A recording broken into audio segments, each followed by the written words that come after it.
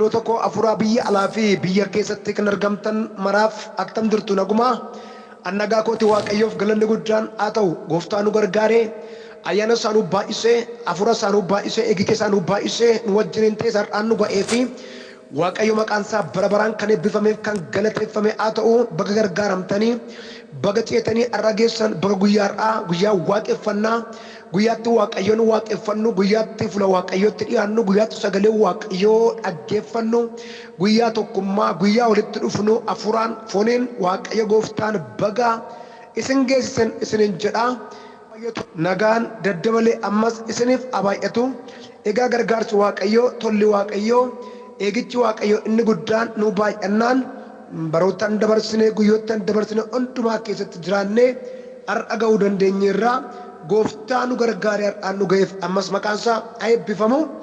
Obboloonni ganamaan kaatanii waldaa saaquudhaan kadhannaadhaan akkuma kana ameen jechuudhaan as gidduu deddeebi'aa jirtan tajaajilaa jirtan gooftaan bara keessan haa eebbisu gooftaan jireenya keessan haa eebbisu gooftaan karoora keessan haa eebbisu eebbifamaa darbaa deemaan qabaminaa amaan dura keessan dhaabbatin eenyu adda keessan baachuu hin danda'in kana caalaa ayyaanni waaqayyo isiniif abaay'atu jaalalli afur qulqulluu laphee keessan abitun isinin jedha. Egaa guyyaa har'aa kanaa sagalee waaqayyo kanaan dura wajjin barachaa wajjin ilaalaa turre qabadheen fuula keessatti dhiyaadheera. Egaa nama waaqayyoo ta'uudhaaf of qopheessu kan jedhu torbee sadii yookaan zuurii sadii baranneerra har'a zuurii arfaffaadha. Egaa akkuma torbee har'aa dubbadhe torbee har'a nan xumura yookaan nan fixa dheetan yaadee ture.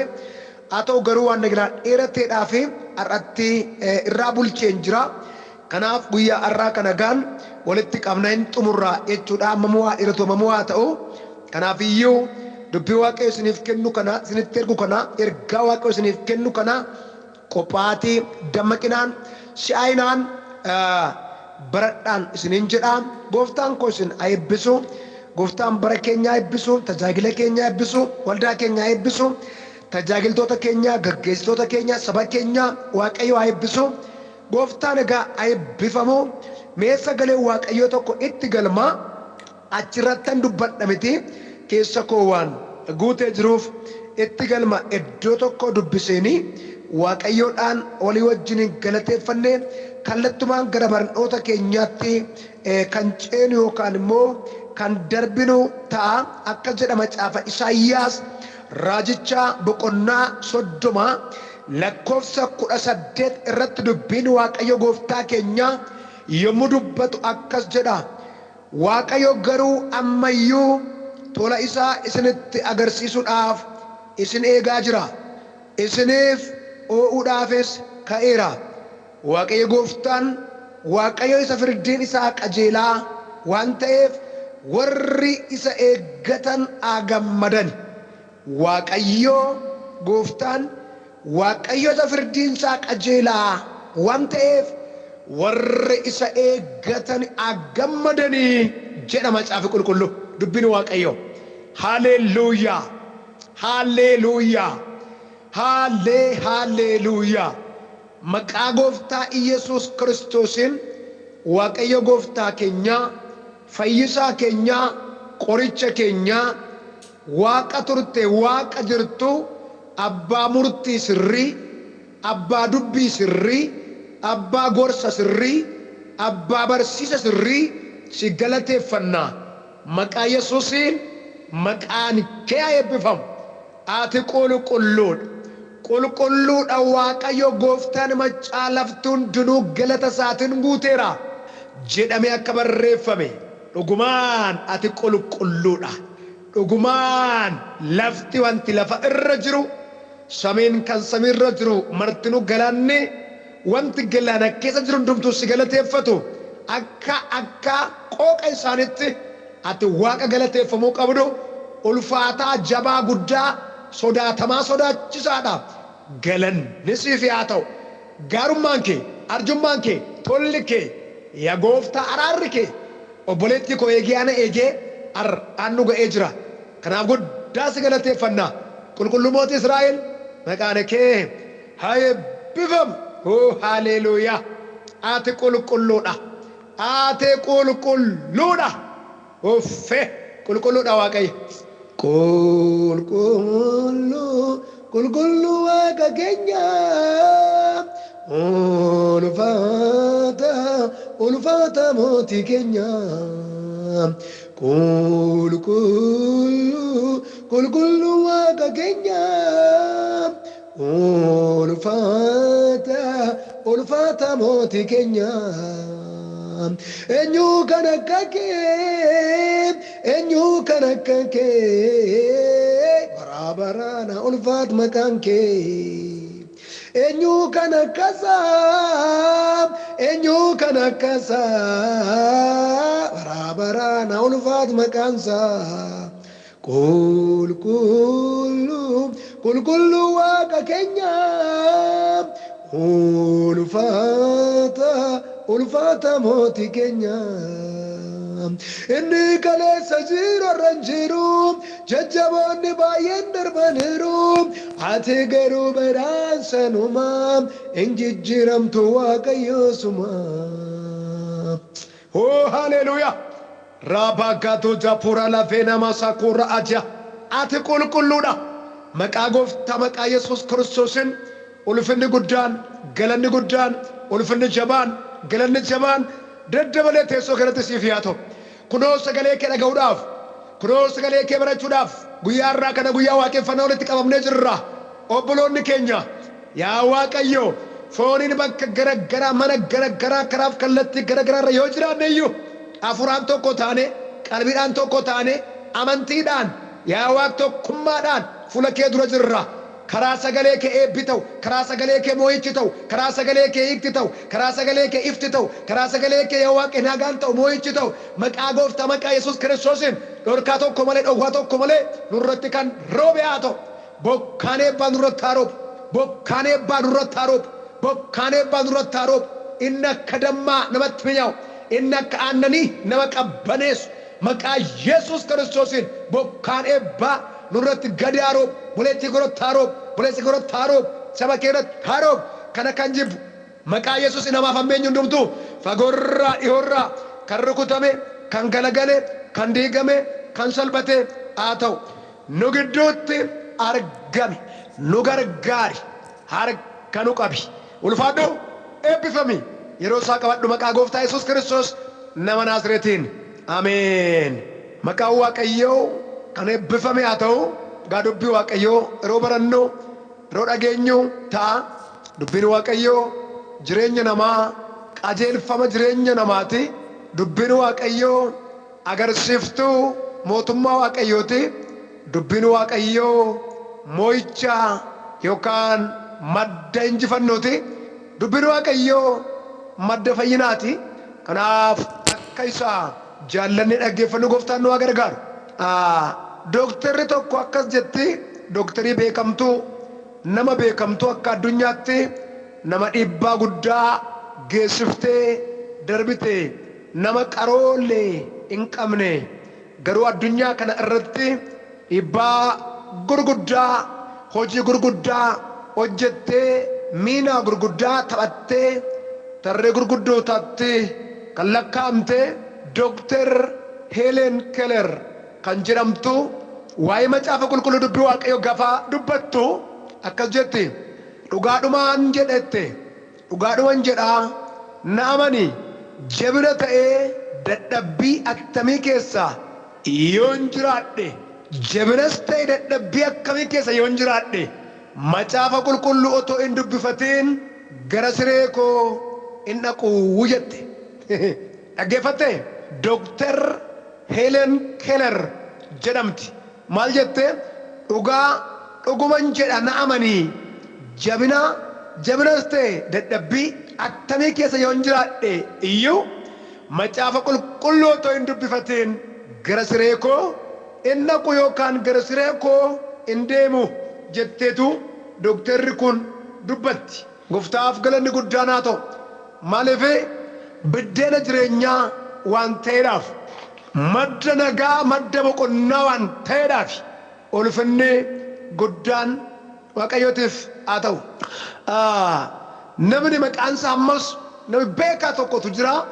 Waa'ee macaafa gaafa leellifatu akkas jedhanis Douglas MacArthur jedhama. Douglas MacArthur jedhama. Maal jedhaa? Qabeenya guddaa kunis macaafa qulqulluu isaanii doolaarii Ameerikaa 2.5 bitadheedha ayedha. Qabeenyi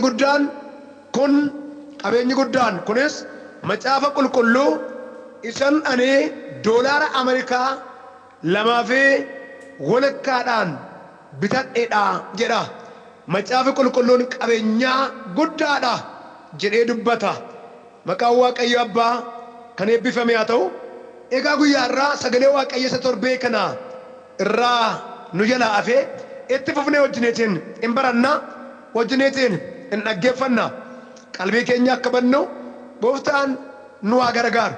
Yaada keenya akka bannu Gooftaan nu haa gargaaru. Sagalee Waaqa dhaga'uudhaafis akka qophoofnu Gooftaan nu haa gargaaru. Namni egaa sagalee Waaqayyoo karaa qabxii gurguddaa 6 oliin dhaga'uu danda'a. Namni sagalee Waaqayyoo karaa gurguddaa 6 ol dhaga'uu danda'a.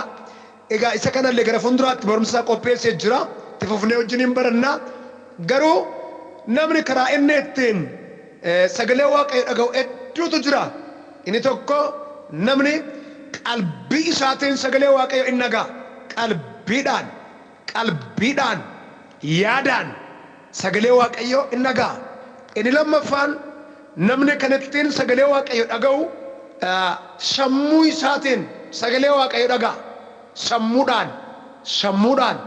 Inni sadaffaan karaa ittiin namni sagalee Waaqayyoo dhaga'u miira isaatiin namni sagalee Waaqayyoo hin dhaga'a. Miira isaatiin namni sagalee Waaqayyoo hin dhaga'a.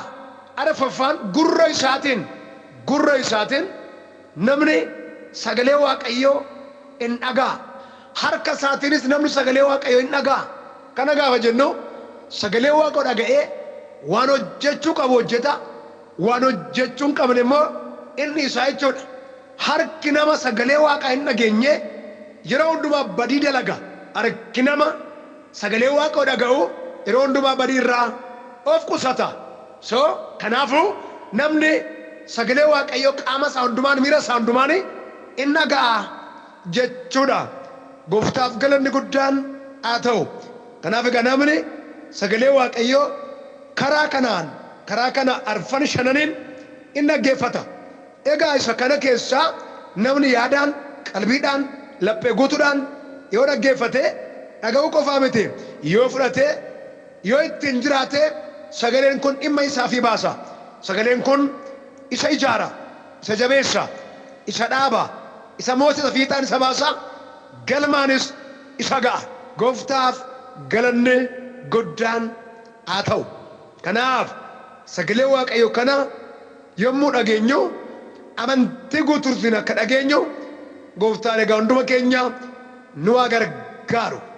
Maariyaam yommuu ergamaan Waaqayyo biraa ergaa gara isheetti fidee dhufu, ergamaan Waaqayyo Garbeel yommuu inni ergaa Waaqayyo biraa fidee gara ishee dhufu, ati dubartoota keessaa kan ayyaanamtedha. Ayyaanni Waaqayyo Abbaa kan hafuurri Waaqayyo Abbaan si godha boobaa.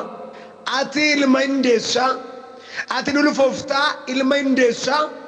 Maqaa isaas immoo Amaanu'el jetteen moggaasta. Yommuu inni jedhu takkaatti amantee fudhachuu hin dandeenye.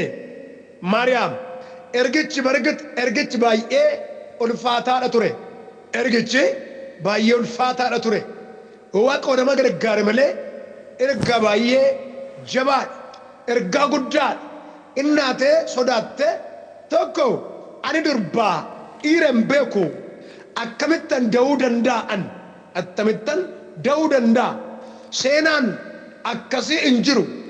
Wanti akkasii hojjetamee hin beeku, hojjetamas jedhamee hin yaadamu. Namni akkamiin akkasumattiin dhaluu yookaan da'uu danda'a jetteetu ergicha kana sagadicha kana yeroodhaaf accept hin goone. Lapheen ishee accept hin goone. Qalbiin ishee accept hin goone. Yaadni ishee accept hin goone. Hin fudhanne. Itti ulfaate gaaffitti ta'eera. akaakileerraa baabileerraa sirnaaf seera uumamaa achi as dhuferraa waan akkasii dhaga'een beeku waan akkasii baratameen beeku jette. Haa ta'u garuu amma isheen sagalichi amantee fudhattutti sagalichi gurra isheerra ture. Sagalichi gurruma isheerra ta'a. Dhaggeeffadhaa sirriitti. Gurra isheerraa gadi hin buune gara lafa mucaanitti uumamuu qabdutti hin buune sagalichi gurruma isheerra ta'a. Maaliif gurrarra ta'a seetan? Amantiidhaan waan isheen hin fudhanneef, amantiidhaan waan isheen haa ta'u hin jenneef, waan ammayyuu ulfaataa jechaa jirtuuf, waan ammayyuu hin danda'amu jechaa jirtuufi gurruma isheerra ta'a. Sana booddee waan gootu wallaaltee ergaa dhufe jalaa ba'uu akka hin dandeenye erga bartee, sagalee dhufe jalaa ba'uu akka hin dandeenye erga bartee akkas jette tole ani garmittiin keessin jira akkuma ati jette anaaf haa ta'u tole jettee yommuun isheen amantiidhaan ergicha lab gootee fudhattu gurra isheerraa ka'eetu gara gadameessa isheetti gadi bu'e. Gara gadameessa isheetti gadi bu'eetu hojii jalqabe.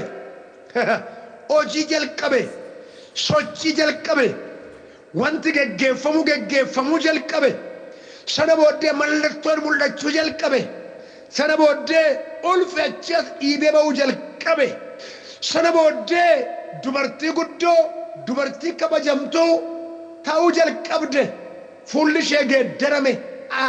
Jireenyi ishee aktiin ishee hundumtuu hin geeddarame.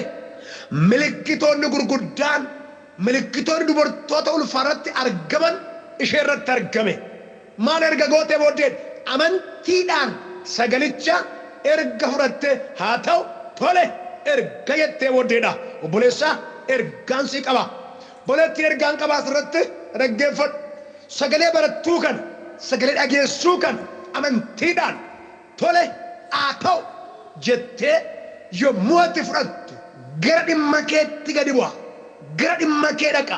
Gara gaaffii kee dhaqa. Gara dhukkuba kee dhaqa. Gara isa rakkisee sana fala baatee, furmaata baatee, hiika baatee, moo'icha baatee, nagaa baatee, nageenya baatee, furtuu baatee, balbala banamaa baatee inni dhaqa jechuudha.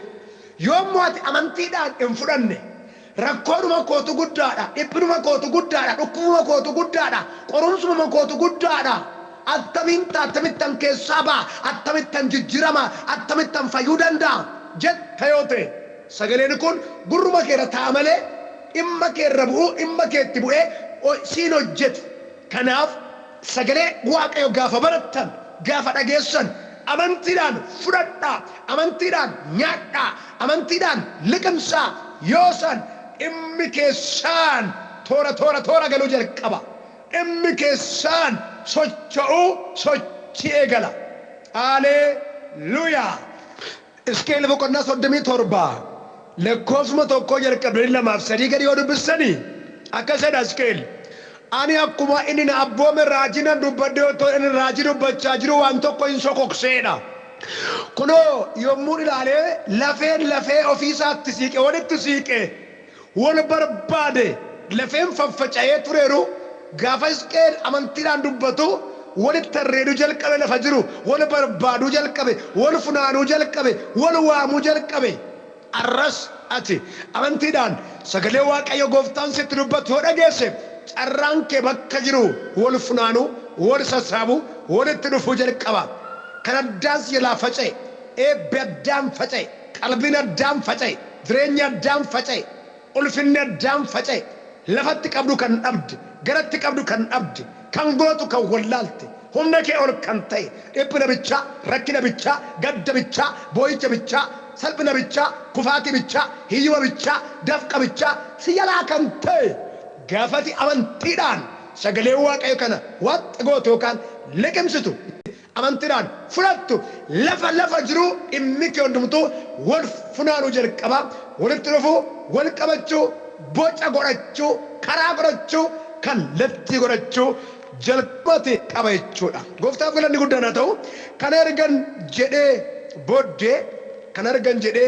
booddee torbee har'aa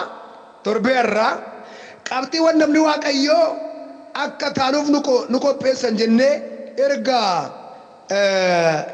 qabxii gurguddaa 3 ilaalle booddee maal wajjineetiin ilaalle jirra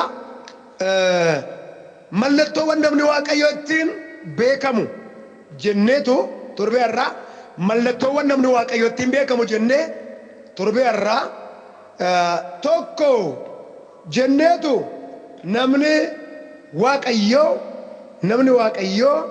qulqullummaadhaan beekamaa jenne namni waaqayyo qulqullummaadhaan beekamaa jenne qulqullummaan waraqaa eenyummaa nama waaqayyooti qulqullummaa waraqaa eenyummaa nama waaqayyooti spiritually biblically jechuudha itti aansinee namni waaqayyo amantii isaa eeggachuudhaan beekamaa jenne namni waaqayyo amantii isaa eeggachuudhaan beekamaa jenne shadaffaa kan nuti irra dhaabbannee dubbannee namni waaqayyo of qabuudhaan beekamaa jenne afur jennee arra kanatti fufnu qabxii afur jennee arra kanatti fufnu qabxii afur jennee harra kanatti fufnu namni waaqayyo jaalalaan yookaan obboloota jaallachuudhaan beekama namni waaqayyo jaalalaan yookaan obboloota jaallachuudhaan beekama namni waaqayyo lammaffaa Phexros boqonnaa 1:7 akka jedha nama waaqayyo ta'uu keessan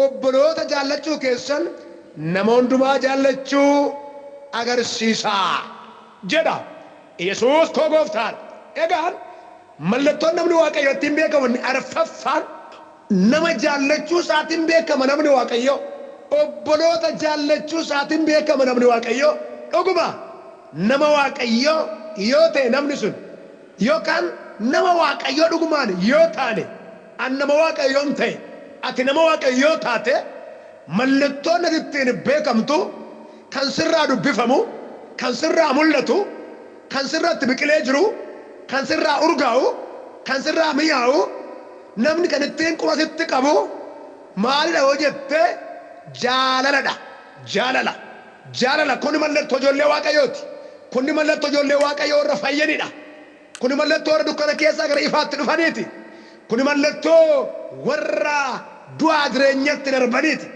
kuni mallattoo warra bilisa ba'anii warra birmaduu ba'anii warra cubbuun isaanirraa qulqulleeffamee warra nama haaraa ta'anii mootummaa waaqayyoof qophaa'aniiti maaliin beekama namni waaqayyoo jaalalaan beekama lapheensaa jaalalaan guutuudha jaalala qaba oo'a qaba obboleessa jaallata obboleettii jaallata qiimiin qabatu lapheesaa keessa amminan kaatu garaasaa keessa wanta biraa jarinan kaatu namni waaqayyo jaalalaan guutuudha sagalee waaqayyo akkas jedha waaqayyo tokkicha ilma isaa amma kennuufitti biyya lafaa jaallateedha kan isatti amanu hundumtuu jireenya bara baraa qabaatuudhaan malee abaduuf mitiidha Yohaannis boqonnaa 3:16 erga abbaan keenya waaqa jaalalaa ta'e ati dhugumaan nama waaqayyo yoo taate nama jaalalaa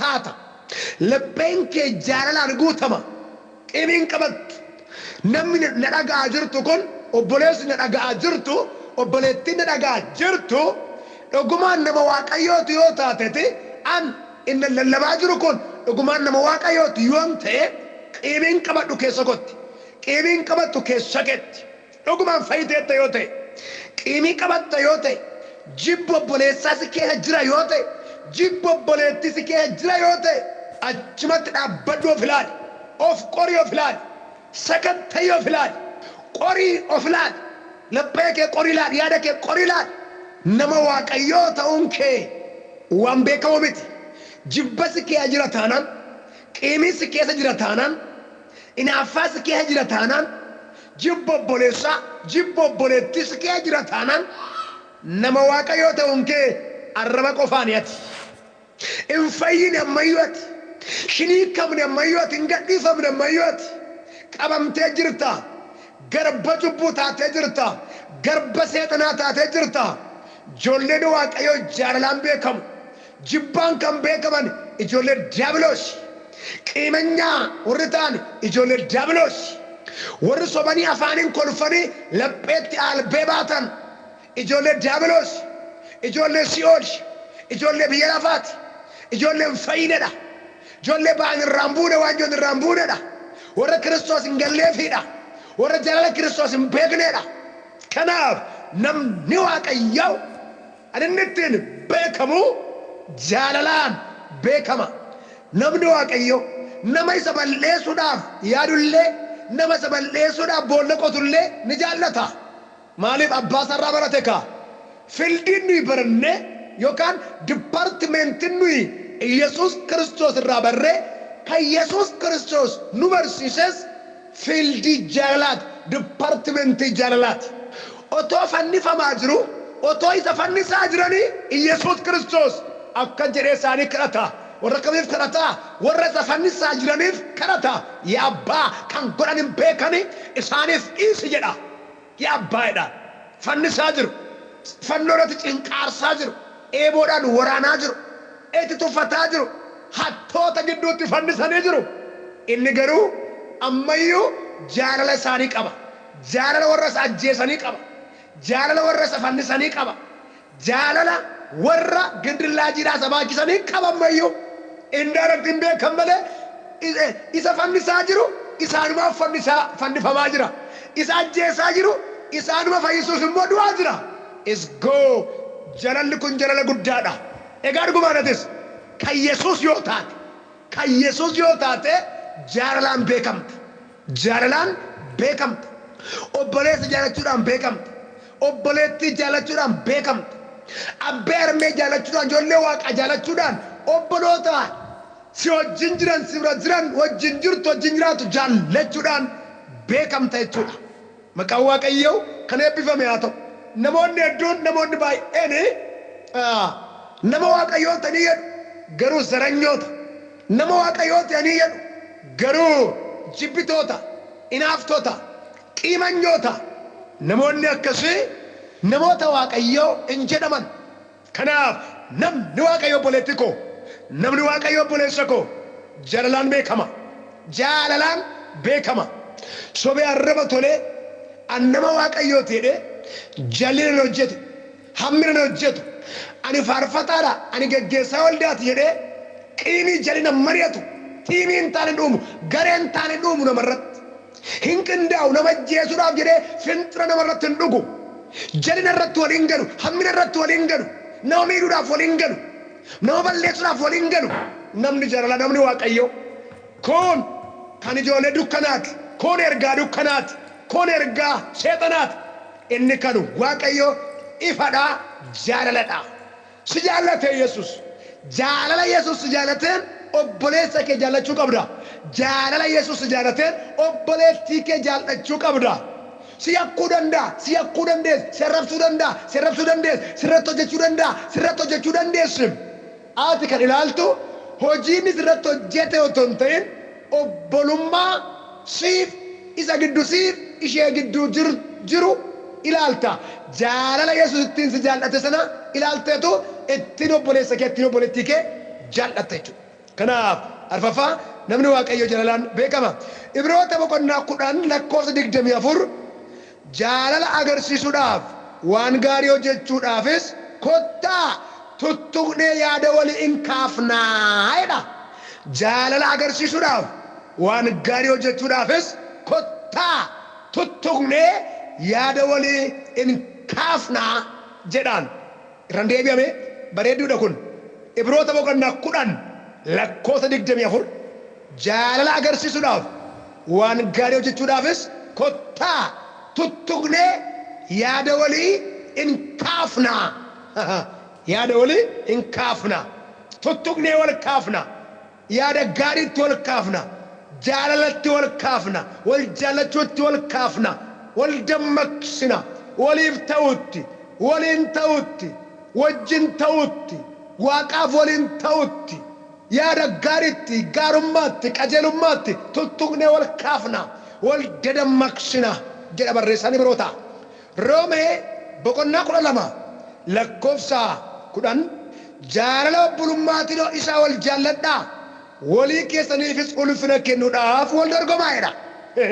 Wal jibbuudhaaf, wal ajjeesuudhaaf, wal balleessuudhaaf, walii qotuudhaaf, fannoo walii qopheessuudhaaf summii walii laachuudhaaf wal ceephaa'uudhaaf wal hamachuudhaaf dabarsanii wal kennuudhaaf hin qophaa'inaa jaalala bulummaa fi jaalala bulummaatiin isnee isa wal jaaladhaa walii keessaniif ulfina kennuudhaaf wal dorgomaa ulfina waliif kennuuf wal dorgomaa ana caaluu qaba obboleessa koo ulfina kennuuf ani caaluun qaba obboleettii koo ulfina kennuuf ani caaluun qaba abbee koo armee koo ulfina kennuuf jedhaa wal dorgomaa jedha